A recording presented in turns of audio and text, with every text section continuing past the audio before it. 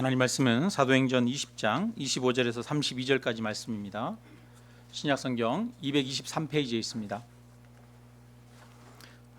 사도행전 20장 25절부터 32절까지 우리 한 목소리로 같이 읽습니다. 보라, 내가 여러분 중에 왕래하며 하나님의 나라를 전파하였으나 이제는 여러분이 다 내 얼굴을 다시 보지 못할 줄 아노라. 그러므로 오늘 여러분에게 정언하거니와 모든 사람의 피에 대하여 내가 깨끗하니 이는 내가 꺼리지 않고 하나님의 뜻을 다 여러분에게 전하였음이라. 여러분은 자기를 위하여 또는 온 양떼를 위하여 삼가라. 성령이 그들 가운데 여러분을 감독자로 삼고 하나님이 자기 피로 사신 교회를 보살피게 하셨느니라. 내가 떠난 후에 사나운 이리가 여러분에게 들어와서 그 양떼를 아끼지 아니하며 또한 여러분 중에서도 제자들을 끌어 자기를 따르게 하려고 어그러진 말을 하는 사람들이 일어날 줄을 내가 아노라. 그러므로 여러분이 일깨어 내가 3년이나 밤낮 쉬지 않고 눈물로 각 사람을 훈계하던 것을 기억하라. 지금 내가 여러분을 주와 및 그 은혜 말씀에 부탁하노니 그 말씀이 여러분을 능히 든든히 세우사 거룩하게 하심을 입은 모든 자 가운데 기업이 있게 하시리라. 아멘. 바울이 에베소 교회 장로들을 밀레도라고 하는 곳으로 오게 했습니다. 지난주에 들었던 말씀 기억나시죠? 그리고 나서 이제 25절에 보니까 이렇게 말하고 있습니다. 25절 보십시오. 보라, 내가 여러분 중에 왕래하며 하나님의 나라를 전파하였으나 이제는 여러분이 다 내 얼굴을 다시 보지 못할 줄 아노라. 지금까지는 여러분 중에 왕래했다는 겁니다. 지금까지는 에베소 교회에 바울이 들렀습니다. 선교하면서 다른 지역에 갔다가 오는 길에 들르기도 하고요. 또 그들에게 편지도 쓰고요. 또 그들 가운데 머물면서 말씀을 전하기도 했습니다. 그런데 이제는 여러분이 다 내 얼굴을 다시 보지 못할 줄 아노라. 이 말은 무슨 말입니까?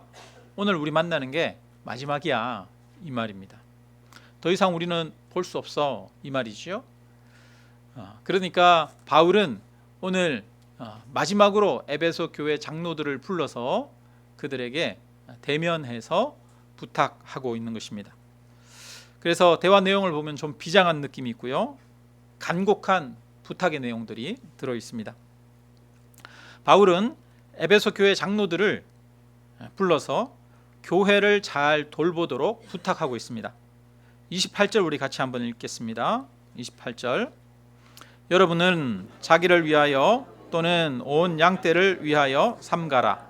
성령이 그들 가운데 여러분을 감독자로 삼고 하나님이 자기 피로 사신 교회를 보살피게 하셨느니라. 아멘. 에베소교회 장로들에게 이야기를 하는데요. 하나님이 당신들을 통해서 교회를 보살피게 하셨습니다 라고 말하는데 그냥 교회라고 말하지 않습니다. 뭐라고 말합니까?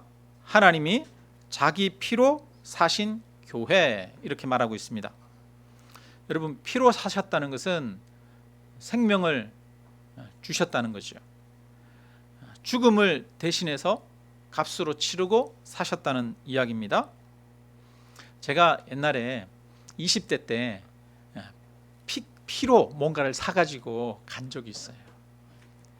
예전에 잠실 운동장에 그 야구장, 잠실 야구장에 옆에 가면은 헌혈하는 데가 있어요.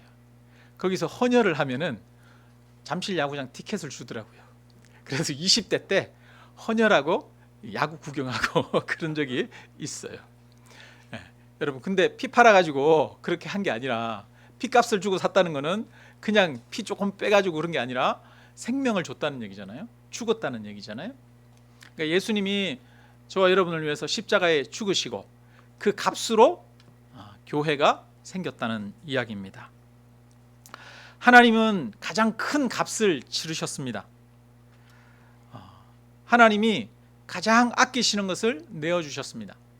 그러니까 그 값으로 치른 이 교회는 얼마나 소중하고 아름답겠습니까?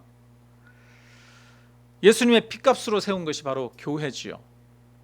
하나님이 아끼시고 사랑하는 것이 너무나 당연합니다. 예수님이 부활하신 후에 40일 동안 세상에 보이시다가 승천하시고 세상에는 교회를 남겨두셨습니다.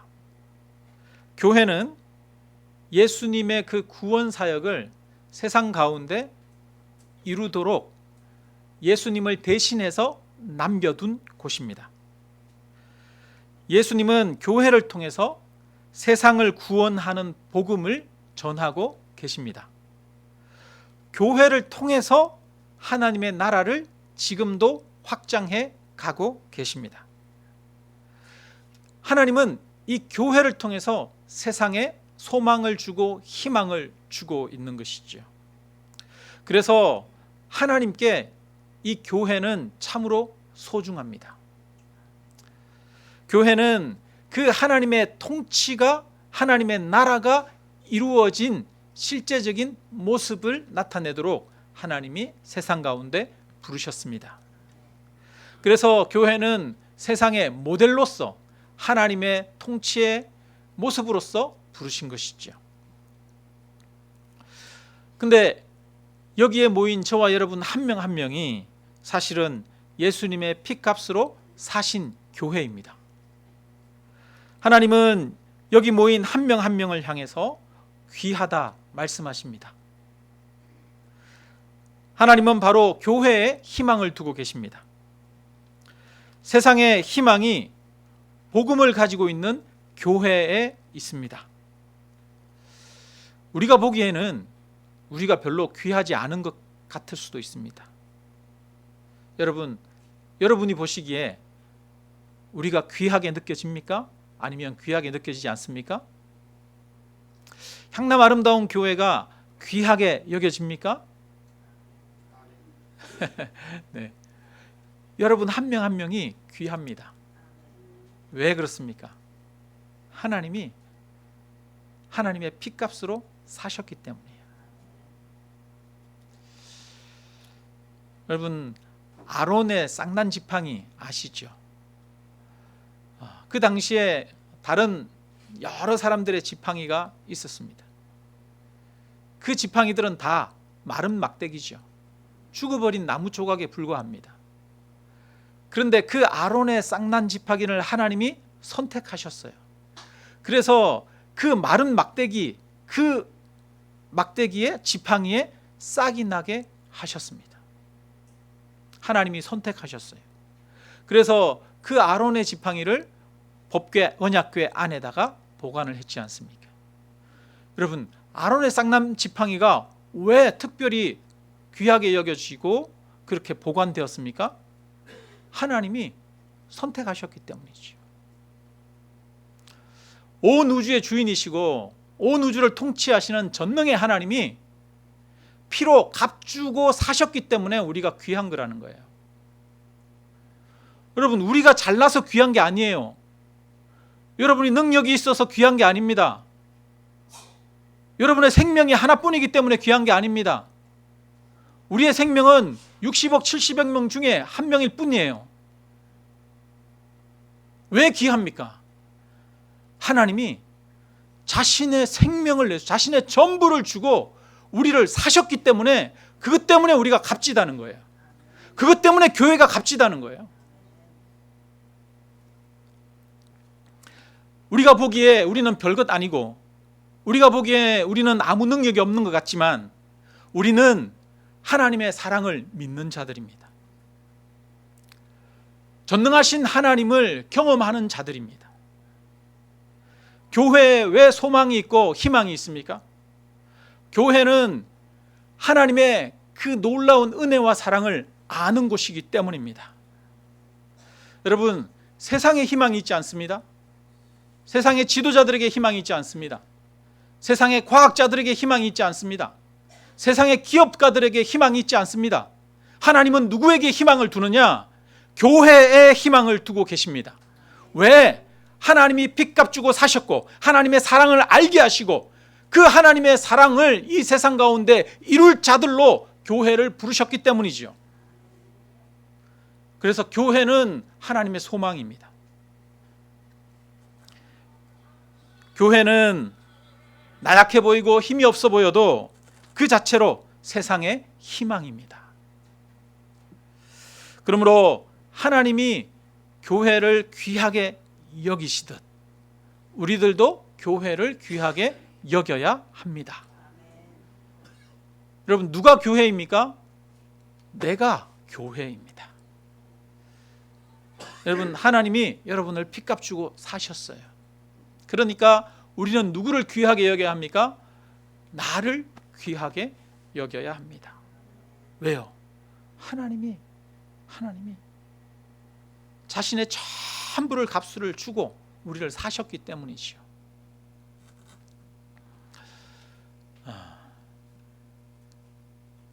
그 다음에 28절 여러분 우리 한번 보면 아까 읽은 대로 여러분은 자기를 위하여 또는 온 양떼를 위하여 삼가라. 성령이 그들 가운데 여러분을 감독자로 삼고 하나님이 자기 피로 사신 교회를 보살피게 하셨느니라. 이렇게 말씀하고 있어요. 이렇게 소중한 교회를 보살피도록 성령이 교회의 리더들을 세우셨습니다. 리더들은 사람이 세운 것이 아닙니다. 하나님이 아끼시는 그 교회를 보살피도록 하나님이 세운 곳이죠. 교회를 보살피도록 하기 위한 것입니다. 그 크신 하나님이 너무나 귀한 역할을 맡기신 것이죠. 게다가 하찮은 일을 맡긴 것이 아니라 하나님이 핏값 주고 사신 귀한 교회를 맡기셨습니다. 그렇다면 하나님이 주신 그 직분, 그 사명은 얼마나 귀한 것이겠습니까? 하나님이 저와 여러분에게 사명을 주셨습니다. 직분을 주셨습니다. 무엇하러 하도록? 하나님이 피로 값주고 사신 교회를 돌보도록 사명을 맡기신 거라는 거예요. 여러분, 어떤 사람이 명품을 샀어요. 명품 백이나 이런 걸 하나 샀어요. 예를 들어서 뭐 1,000만 원, 2,000만 원, 수천만 원 주고 명품 백을 하나 샀다고 그럽시다. 여러분, 그러면 만약에 여러분이 그 명품 백을 가지고 있다면 여러분 그거 귀하게 여기겠습니까? 안 여기겠습니까? 귀하게 여기겠죠. 그거 잘 관리하겠어요? 아무데나 휙 던지고 그렇게 하겠습니까? 정말 아끼고 잘 관리하지 않겠습니까? 뭐 먼지라도 묻으면 확 닦고 그렇게 하지 않겠어요? 하나님이 가장 소중하게 여기는 그 교회를 관리하고 교회를 세우도록 하나님께서 사람들에게 직분을 맡기신다는 거예요. 그것은 사람이 세운 것이 아니라 하나님이 세우시는 거라는 겁니다. 그러므로 우리는 마땅히 우리에게 주신 하나님이 주신 그 직분을 소중하게 여겨야 합니다. 바울은 자신에게 맡겨진 사명을 소중하게 여겼습니다. 바울은 복음을 정언하는 그 자신의 사명을 위해서라면 생명조차 조금도 귀한 것으로 여기지 않는다라고 말합니다. 하나님이 맡기신 사명을 가장 귀한 것으로, 심지어는 자신의 생명보다도 더 귀한 것으로 여기고 있습니다. 그는 사명을 위해서 모든 아픔과 고난과 시험을 참았다고 말합니다. 복음을 전하는 사명, 교회를 전하는 그 사명을 위해서 바울은 다른 모든 것들은 다 내려놓았습니다. 왜 그렇습니까? 그만큼 교회가 중요하기 때문에, 그리고 하나님이 자신에게 맡기신 그 사명이 중요하기 때문이라는 거죠. 참 바울을 보면 저는 참 놀라운 생각이 들어요. 여러분, 바울이 목회하다 보면 힘든 일이 얼마나 많았겠습니까? 뭐 죽을 고비도 많이 겪었고요. 배고픈 일도, 또 추위에 떨기도 하고 감옥에 갇히기도 하고 정말 많은 일을 겪었잖아요. 근데 그것만 겪은 게 아니라 심지어는 교인들로부터도 욕을 많이 얻어먹었잖아요. 교인들이 바울을 향해서 바울이 사도냐 그렇게 말하기도 하고요. 바울을 향해서 아니면 바울을 향해서 너는 말에는 능력이 없고 글은 잘 쓰지만 말에는 아무 힘이 없다라고 하면서 바울을 조롱하기도 했습니다. 많은 사람들이 바울을 배반하고 떠나기도 했습니다. 여러분, 바울이 얼마나 그럴 때마다 자기의 사역을 그만두고 싶었을까요? 여러분, 만약에 우리가 바울이라면 어떻겠습니까? 바울이 루스드라에서 돌에 맞아서 죽을 뻔했어요. 사람들이 바울이 죽은 줄 알고 버려두고 떠났어요. 그런데 성경에 보니까 바울이 이후에 깨나서 다시 성에 들어가서 성도들을 권면하고 위로한 후에 다시 다른 곳으로 가서 복음을 전합니다. 여러분, 돌에 맞아서 거반 죽게 됐어요. 그러면 저 같으면 잠깐만요. 제가 지금 심리적으로 너무 고통스럽고 힘드니까 제가 조금만 쉬겠습니다. 저 멘탈 좀 잡고 와야 되겠어요. 한 1년만 좀 쉬어야 되겠습니다. 그러지 않겠어요? 바울이 돌에 맞아 죽을 위기를 겪었는데, 거반 죽게 됐었는데, 깨난 다음에 바로 다시 루스드라 성으로 들어가서 성도들을 위로하고 권면하고 또 다른 전도지로 떠나요. 바울은 실제로 자기의 생명보다도 복음을 전하는 일, 교회를 돌보는 일을 중요하게 여겼다는 거지요. 왜 그렇습니까? 온 세계를 지으신 하나님이 자신의 피값 주고 교회를 사셨기 때문이에요. 그래서 내 생명보다도 더 복음이 중요하고 내 생명보다도 교회가 더 중요하다, 이런 마음을 가지고 있었던 거지요. 그래서 목회자는 이 바울의 마음처럼 내 생명보다도 교회가 더 중요해, 이런 마음을 가지고 있어야 될 줄로 믿습니다. 여러분의 교회 목사님이 그러기를 바랍니다.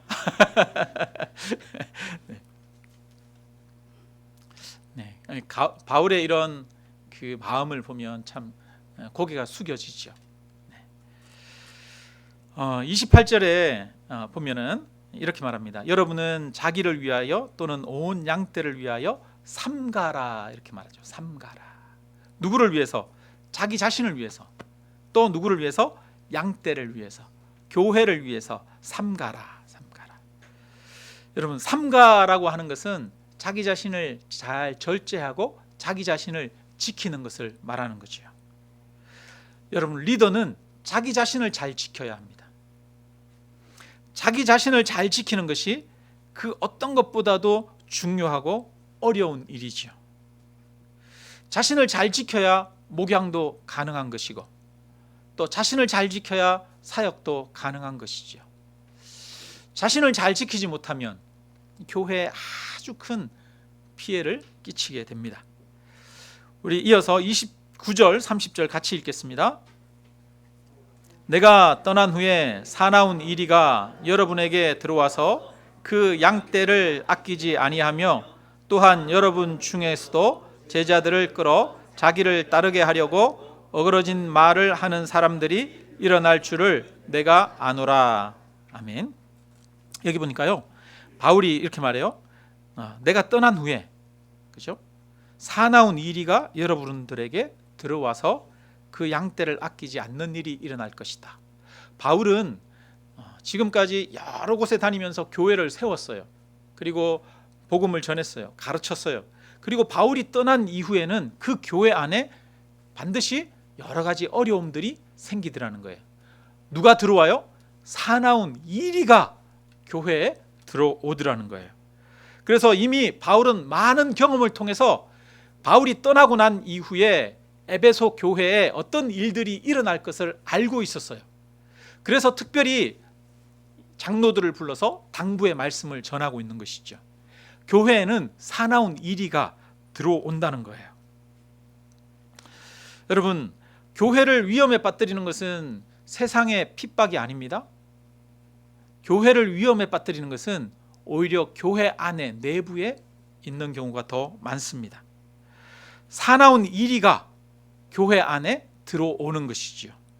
실제로 요한계시록에 보면은요, 아시아에 있는 7 교회들에게 편지하면서 그 교회들마다 여러 가지 어려움들을 이야기를 하는데요.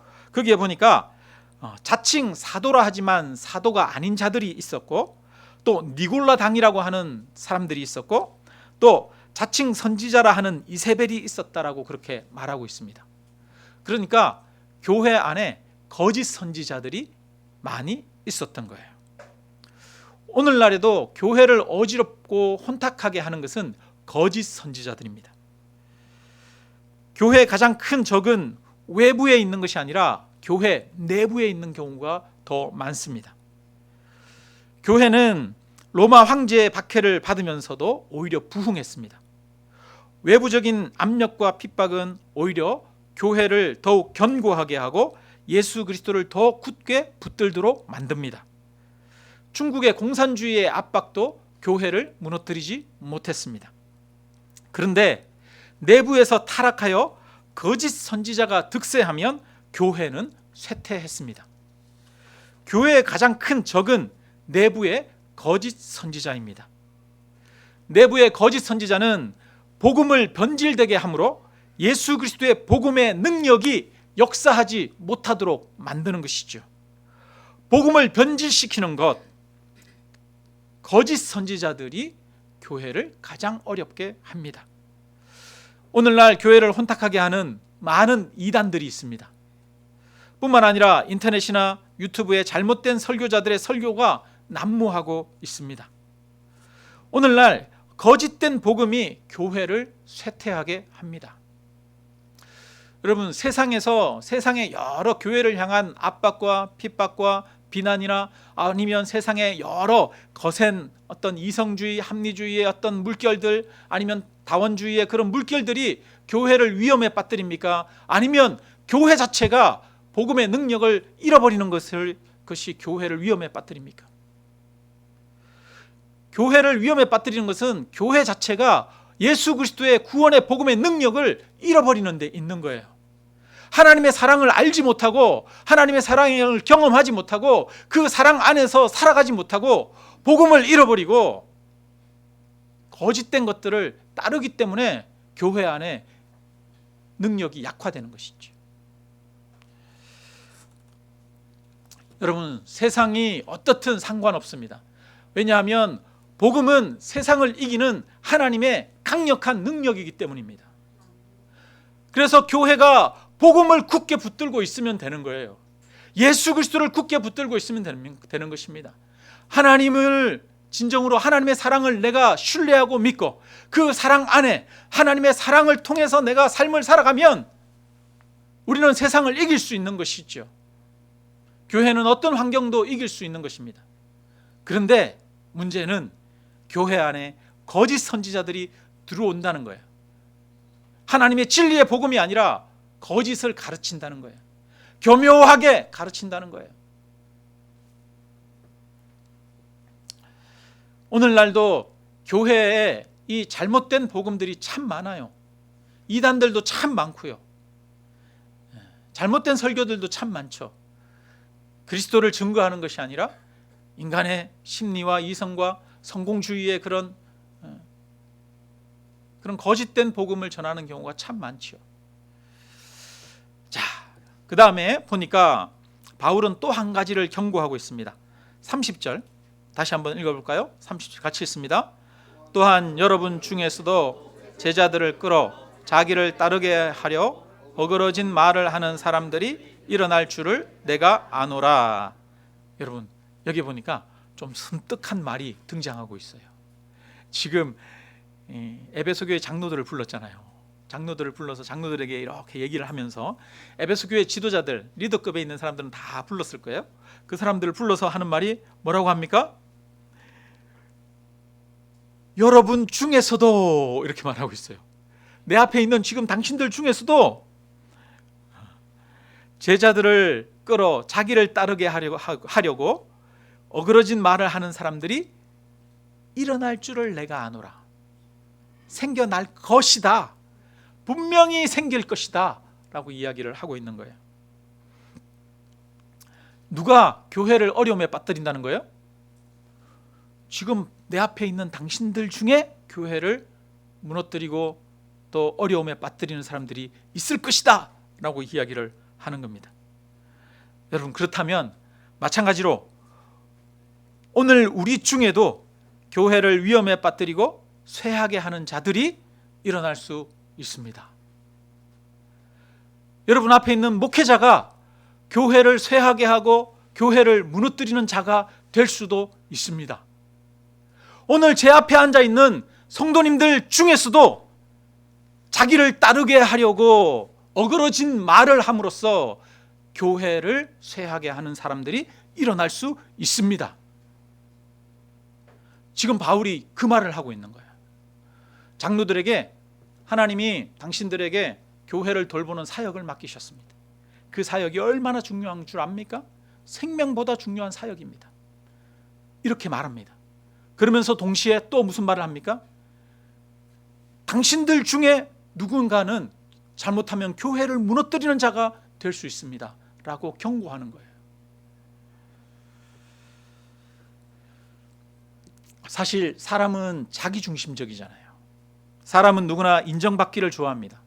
사람은 높아지기를 좋아합니다. 사람은 다른 사람들이 자기를 따르게 하고 싶어 합니다. 이것이 사람의 기본적인 습성입니다. 그래서 교회 지도자들 안에서도 성도들 안에서도 끊임없이 자기를 따르게 하려고 하는 마음이 작동합니다. 여러분, 우리 마음에 나를 따르게 하고 나를 지지하도록 하려고 하는 마음이 작동하지 않는 사람 있습니까? 우리 모두 마음 안에 그런 마음이 작동하잖아요. 교회 안에서는 항상 예수 그리스도가 주인이 되고 중심이 되어야 하는데 우리가 아직 불완전하다 보니까 자기 자신을 따르게 하려고 하는 마음들이 작용하여 어그러진 말을 하고 서로 갈등하는 일들이 일어나는 것입니다. 목회자도 성도들이 하나님을 따르도록 하는 것이 아니라 자기를 따르게 하려고 합니다.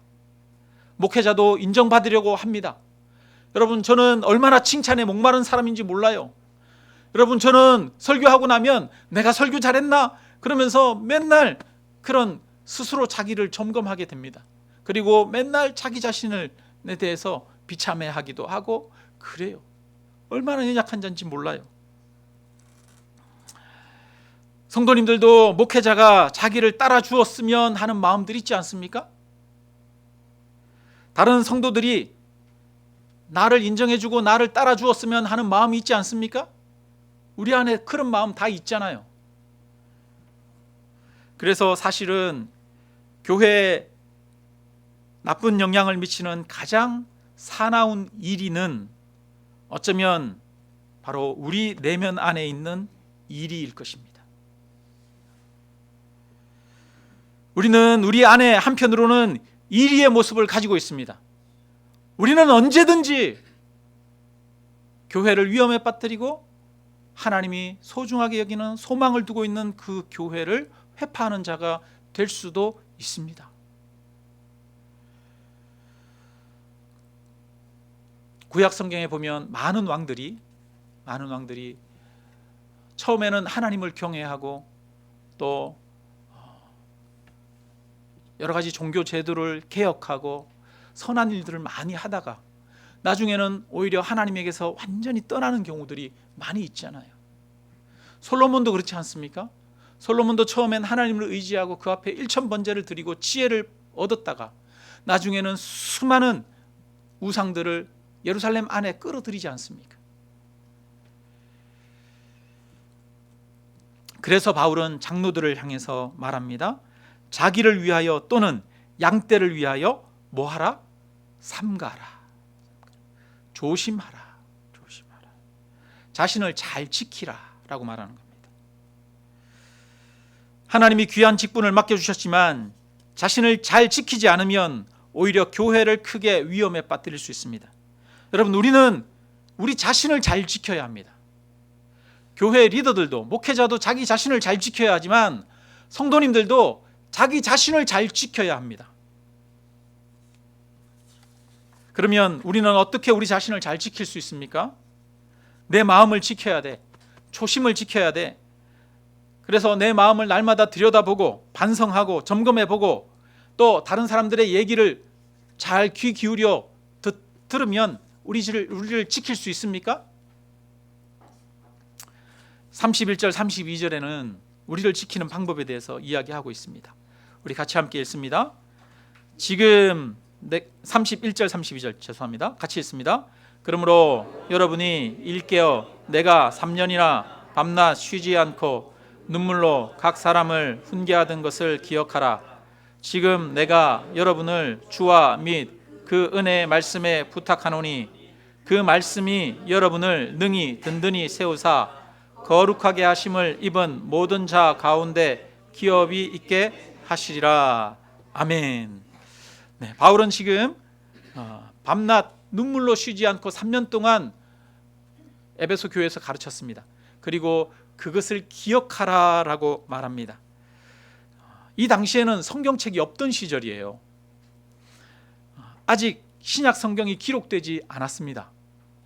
예수 그리스도가 누구신지, 주님이 어떤 사역을 하셨고 또 무엇을 가르쳤는지, 그 주님의 죽으심과 부활이 어떤 의미가 있는지, 이런 것들에 대해서 성도들은 책을 통해서 알 길이 없었어요. 그것은 오직 누구를 통해서 합니까? 사도들이 전하여 주는 말씀을 통해서 아는 것이지요. 그래서 바울은 3년 동안 성도들에게 하나님의 말씀을, 복음을 가르쳤습니다. 그래서 그 가르침, 바울이 3년 동안 가르친 그 가르침을 기억하라는 거예요. 그 가르침을 기억하는 것은 곧 하나님의 말씀을 기억하라는 것입니다. 32절에 지금 내가 여러분을 주와 및 은혜의 말씀에 부탁하노니 라고 말합니다. 내가 지금 이제는 다시는 에베소 교회를 올 수 없을 것입니다. 다시는 내가 여러분들을 만날 수 없을 것입니다. 이제 나는 여러분들을 주님과 하나님에게 맡깁니다. 그리고 또 은혜의 말씀에 여러분을 맡깁니다 라고 말합니다. 바울이 의지할 수 있는 것은 하나님의 은혜 말씀뿐이었습니다. 그러면서 그 말씀이 여러분을 능히 든든히 세우사라고 말합니다. 여러분, 무엇이 교회를 든든히 세웁니까? 무엇이 성도들을 든든히 세웁니까? 무엇이 우리의 마음을 변질되지 않고 잘 지킬 수 있도록 만들 수 있습니까?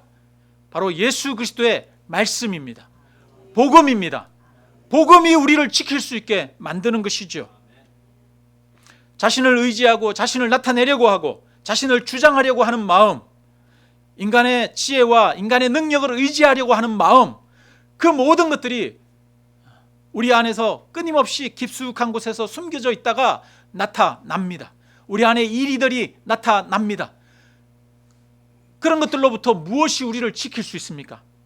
오직 예수 그리스도의 복음뿐입니다. 십자가 은혜와 그 사랑을 아는 것뿐입니다. 날마다 십자가를 바라보는 것뿐입니다. 그 예수 그리스도의 은혜의 말씀이 우리 자신을 지키게 하는 것이죠. 그래서 하나님의 은혜의 말씀을 잃어버리면 성도들이 다 잃어버리는 거예요. 복음을 잃어버리면 다 잃어버리는 거예요. 복음을 잃어버리고 성도들이 종교 생활을 하는 경우가 참 많이 있습니다. 하나님의 구원의 은혜에 대한 감격이 없이 그저 왔다 갔다 하는 자기 공로와 자기 행위를 쌓는 그런 신앙생활을 하는 경우가 정말 많이 있죠. 우리도 신앙생활을 하며 살아가다 보면 우리 안에 은혜를 잃어버릴 때가 많이 있습니다. 여러분, 그 은혜를 잃어버리면 안 됩니다. 은혜를 잃어버리면, 하나님의 구원의 은혜, 그 감격을 잃어버리면 우리 안에서 어그러진 말로 나를 따르게 하려고 하는 그런 시도들이 끊임없이 나타날 수밖에 없는 거예요. 에베소 교회 장로들이 너희는 삼가라, 너희 자신을 지키라 라고 말합니다. 그 귀한 직분을 감당하기 위해서는 너희를 지키라고 말합니다. 지킬 수 있는 방법은 바로 그 은혜의 말씀을 붙드는 것입니다. 그래서 그 은혜의 말씀이 너희를 지키고 또 능히 든든히 세우사 거룩하게 할 것이다 말합니다. 여러분, 우리를 거룩하게 하는 것, 우리를 성장하게 하는 것, 우리를 변화하게 하는 것, 하나님의 말씀의 능력입니다. 여러분, 하나님의 말씀을 사모하지 않고 그 은혜 안에 나아가지 않는 사람은 영적으로 성장하지 않습니다. 영적으로 변화되지 않습니다. 예수 그리스도의 십자가를 바라보지 않는 사람, 복음을 깊이 알고 복음을 바라보고 복음의 감격 안에서 살아가지 않는 사람,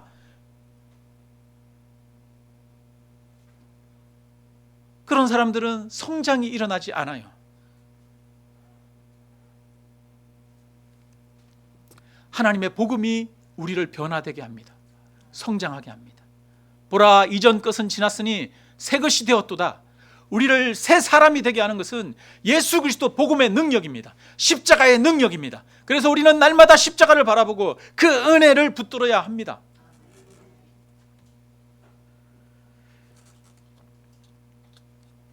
여호와의 율법은 완전하여 영혼을 소성시키시며 여호와의 증거는 확실하여 우둔한 자를 지혜롭게 하며 여호와의 교훈은 정직하여 마음을 기쁘게 하고 여호와의 계명은 순결하여 눈을 밝게 하시도다. 여호와를 경외하는 도는 정결하여 영원까지 이르고 여호와의 법도 진실하여 다 의로우니 금 곧 많은 순금보다 더 사모할 것이며 꿀과 송이꿀보다 더 달도다. 또 주의 종이 이것으로 경고를 받고 이것을 지킴으로 상이 크니이다. 여호와의 율법에 우리의 영혼을 소성케 하는 능력이 있습니다. 또 신약 성경에서 말합니다. 모든 성경은 하나님의 감동으로 된 것으로 교훈과 책망과 바르게 함과 의로 교육하기에 유익하니 이는 하나님의 사람으로 온전하게 하며 모든 선한 일을 행할 능력을 갖추게 하려 함이라. 하나님의 말씀 외에 우리를 지킬 수 있게 하는 것은 없습니다. 예수 그리스도 십자가 복음 외에 우리를 사랑의 사람으로, 긍휼의 사람으로, 이 세상을 이기는 사람으로 우리를 살아갈 수 있게 하는 것은 아무것도 없습니다. 그래서 예수 그리스도의 은혜의 복음을 굳게 붙들어야 합니다. 여기 있는 우리 모두는 수년에서 아니면 수십 년간 신앙생활을 해오고 있습니다. 수십 년간 신앙생활을 해오면서 한번 예수 그리스도를 구주로 영접한 것으로 모든 것이 해결되었습니까? 그렇지 않습니다. 날마다 우리 안에는 예수 그리스도가 중심이 아니라 내가 중심이 되어 죄를 행하게 됩니다. 우리 안에는 사나운 이리가 있는 것 같습니다. 내 마음대로 이끌려고 하는 욕망들이 끊임없이 우리 안에서 솟아오릅니다. 자기를 따르게 하려고 어그러진 말을 하는 사람들이 일어나게 되는 것처럼 우리 안에도 끊임없이 나를 따르게 하려고 어그러진 행동을 하고 어그러진 말을 하는 것이 우리 안에는 끊임없이 일어납니다. 우리 안에 사나운 이리가 있습니다. 우리가 어찌 이 사나운 이리, 우리 안에 있는 이 죄와 연약함을 우리가 이길 수 있겠습니까? 오직 주와 그 은혜의 말씀을 굳게 붙드는 것뿐입니다. 우리는 예수 그리스도의 십자가 은혜와 그 말씀을 붙들지 않으면 우리는 한순간도 바르게 설 수 없습니다. 교회도 그 은혜의 말씀을 굳게 붙들지 않으면, 오직 십자가 복음을 굳게 붙들지 않으면 교회도 바르게 설 수가 없습니다. 교회를 가장 위험에 빠뜨리는 것은 예수 그리스도의 십자가 복음을 굳게 붙들지 않는 것입니다. 인간의 행위를 의지하는 것입니다. 세상의 여러 가지 것들, 이론들을 의지하는 것들이 교회를 위험에 빠뜨리는 것이지요. 그러므로 우리는 모두 주의 은혜의 말씀을 날마다 그 복음을 기억하고 붙드는 그런 저와 여러분이 되시기를 주님의 이름으로 축원합니다. 여러분, 하나님이 피로 값주고 사신 것이 교회입니다. 바로 저와 여러분이 교회입니다. 저와 여러분은 하나님이 가장 아끼시는 자들입니다. 여러분, 얼마나 우리를 아끼시는지 모릅니다. 그런데 하나님이 그렇게 아끼시는 우리를 하나님은 사나운 이리에게 빼앗기기를 원치 않습니다. 여러분, 우리 자신을 사나운 이리에게 내어주면 안 됩니다. 우리는 하나님이 너무 소중하게 여기는 자들이기 때문입니다. 그렇다면 어떻게 우리를 사나운 이리로부터 보호하고 나 자신을 지키고 교회를 지킬 수 있습니까? 바로 그 주와 그 은혜의 말씀을 굳게 의지하고 붙드는 것입니다. 여러분, 이 복음의 은혜가 이 구원의 은혜가, 하나님의 말씀이 날마다 저와 여러분의 가슴에 새겨지는 축복이 있기를 주님의 이름으로 축원합니다. 우리 함께 찬양.